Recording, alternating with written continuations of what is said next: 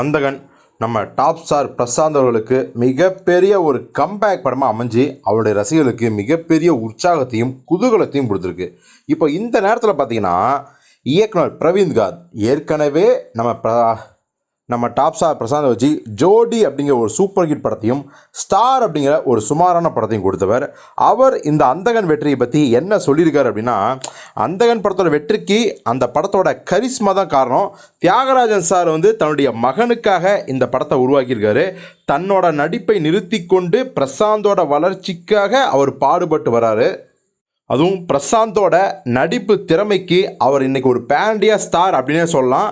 அந்த அளவுக்கு தன்னை மிகப்பெரிய அளவில் எவ்வளவு கேப் விட்டாலும் தொடர்ந்து பீக்கில் இருக்கிற ஒரு ஹீரோ எப்படியெல்லாம் ட்ரெயின் பண்ணுவாங்களோ நடிப்புக்காக, அப்படி தனக்கு தானே ட்ரெயின் பண்ணியிருக்காரு டாப் ஸ்டார் பிரசாந்த் அவர்கள். அது மட்டும் இல்லை, தியாகராஜ் அவர்கள் தன் மகனை மீண்டும் டாப் ஸ்டாராக உருவாக்குறதுக்காக கடினமாக உழைச்சி உருவாக்கியிருக்க படம் தான் இந்த அந்தகன். இன்னைக்கு இந்த படத்தை எல்லாரும் கொண்டாடுறாங்கன்னா அதற்கு மிக முக்கிய காரணம் நம்ம தியாகராஜன் சார் தான்.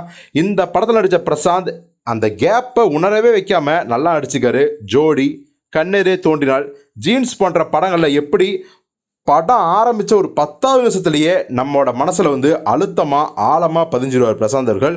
ஸோ இந்த படத்தில் எப்படி தான் அவர் அறிமுகமாகி கிட்டத்தட்ட ஒரு 5 நிமிஷத்துலேயே பார்த்தீங்கன்னா நம்ம அப்படியே பிரசாந்தை ரசிக்க ஆரம்பிச்சிடுறோம். அது மட்டும் கிடையாது, எல்லாத்த விட தமிழ் சினிமாலேயே புரட்சி தலைவர் எம்ஜிஆருக்கு பிறகு எந்த கெட்ட பழக்கம் இல்லாத ஒரே நடிகர்னா அது டாப் ஸ்டார் பிரசாந்த் தான் அப்படின்னு நான் தாராளமாக சொல்லேன். அது இண்டஸ்ட்ரிக்கு எல்லாருக்கும் தெரியும். தியாகராஜன், பிரசாந்த் ஆகியோரை போல திரையுலகில் அனைவரும் ரொம்ப ஜென்யூனாக அன்பும் மரியாதையும் பண்பும் பக்குவம் நிறைந்தவராக இருக்கணும்.